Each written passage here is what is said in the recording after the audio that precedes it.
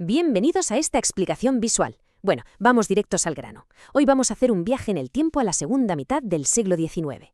Fue una época absolutamente crucial, literalmente el momento en el que se estaban construyendo las naciones modernas.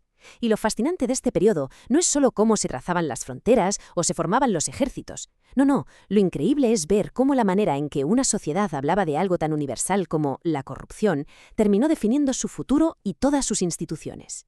Y aquí lanzo esta pregunta provocadora para empezar a calentar motores. ¿Qué significaba realmente la corrupción en aquel entonces? Hoy en día todos tenemos una definición bastante estandarizada en la cabeza, pero cuando escarbas en la historia, descubres algo sorprendente. Cada sociedad construyó sus propios umbrales éticos. Vamos, que lo que era un pecado imperdonable en un sitio podía ser una anécdota sin importancia justo al otro lado de la frontera. Vale, vamos al meollo del asunto porque aquí está la tesis central de nuestro análisis. Es una dinámica de A contra B alucinante entre dos naciones vecinas que estaban levantando sus estados a la vez. Por un lado, en Argentina, la gran obsesión, el demonio absoluto, era el fraude electoral.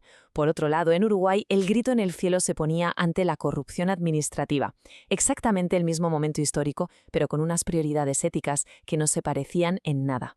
Para desgranar todo este rompecabezas de manera clara, vamos a seguir esta ruta. Primero veremos el discurso de la corrupción. Segundo, el fraude electoral en Argentina. Tercero, nos centraremos en la administración pública en Uruguay. Cuarto, podremos esos valores políticos frente a frente. Y por último, veremos el legado institucional que dejaron. Punto número 1. El discurso de la corrupción. Si nos ponemos a analizar los periódicos y las acusaciones de la época, sale a la luz un marco ideológico tremendo, sobre todo en Argentina, la famosa idea de civilización contra barbarie. Es como un gran tablero de ajedrez. Para la élite, mantener intacta la forma de la democracia representativa era la prueba de fuego de que eran una nación civilizada. En el extremo opuesto, dejar que un caudillo gobernara por la fuerza bruta y no por los votos, eso era el retroceso absoluto. Eso era la barbarie. Y fijaos en estas fechas, porque la cronología habla por sí sola. Hubo revoluciones armadas casi en paralelo, década tras década.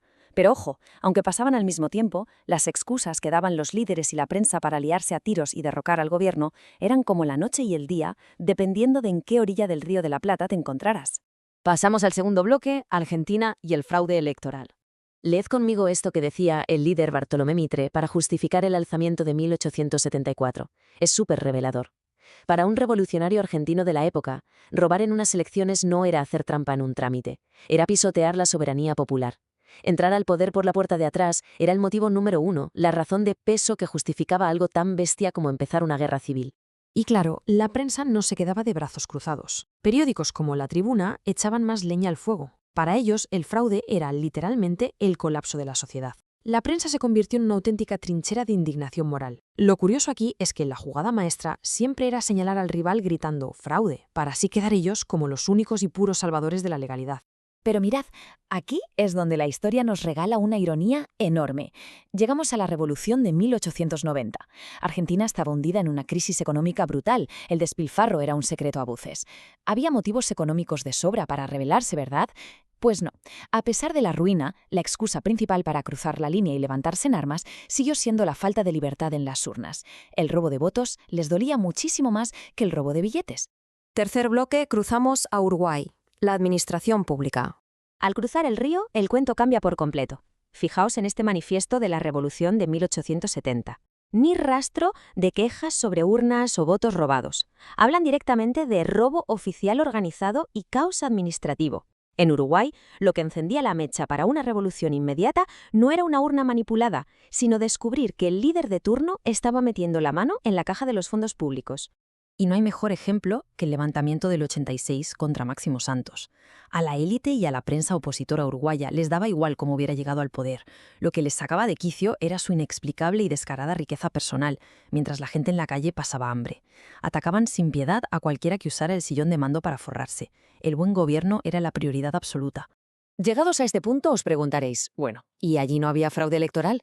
Pues claro que lo había, pero escuchad esta joya del presidente uruguayo en 1872.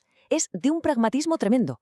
Las trampas electorales se aceptaban con cierta resignación como un mal menor, como cosas que pasan si haces elecciones. Desde luego, no provocaban ese estallido de furia moral que sí generaba saquear las cuentas del Estado. En fin, que el umbral de tolerancia uruguayo era de otro planeta comparado con sus vecinos. El fraude, bueno, era inevitable. La meta real era la honestidad económica. Y atención a esto, que es fortísimo. Llegaban a tolerar lo que llamaban una buena dictadura siempre y cuando mantuvieran los números en verde y no robaran ni un céntimo. Vamos, que preferían 1000 veces a un administrador decente que a un sistema democrático impecable sobre el papel. Cuarto punto. Vamos a poner estos valores políticos en contraste. Esto lo resume todo a la perfección. Es la eterna batalla entre la forma y la función. Argentina era la forma pura, obsesionados con que entrar al poder fuera legal y sin una mancha. Uruguay, en cambio, era pura función. Les daba igual cómo entraras, lo que juzgaban con lupa era qué hacías una vez dentro. La regla de oro era tener las manos limpias con el dinero público. Y fijaos en esta tabla porque es para enmarcarla. 2 países fronterizos, compartiendo idioma y geografía, pero con tolerancias completamente opuestas. En Argentina te perdonaban hundir el país en la ruina si las elecciones habían sido justas. Y en Uruguay se tragaban el sapo de tener un dictador si el tipo demostraba ser un buen gestor de la economía. Alucinante. Último punto, el 5, el legado institucional. Porque todo este debate de los periódicos del siglo XIX no se quedó en palabras, se convirtió en leyes reales. En Argentina, esa obsesión tremenda por tener elecciones libres cristalizó en la ley Sáenz-Peña de 1912. El país entero volcó sus energías en limpiar las votaciones, lo cual está genial, pero claro, eso hizo que la vigilancia estricta sobre las cuentas de los políticos quedara en un segundo plano. Por el contrario, mirad lo que pasó en Uruguay.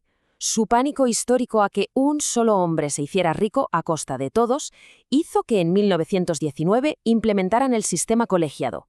Literalmente fragmentaron el poder. Crearon un consejo de gobierno para asegurarse de que nadie, en solitario, tuviera la llave de la caja fuerte. Querían cortar por lo sano cualquier posibilidad de robo. Y para despedirnos, os dejo con esto dándole vueltas en la cabeza. Ya hemos visto que Argentina juzgaba cómo llegar al poder y Uruguay cómo ejercerlo. Pero, ¿cómo creéis que estos umbrales del siglo XIX siguen marcando la forma en la que hoy en día juzgamos o perdonamos a los políticos en América Latina? Es increíble ver cómo las palabras de hace casi 200 años son, en el fondo, los cimientos de nuestra tolerancia actual. Hasta aquí este análisis. Nos vemos en la próxima.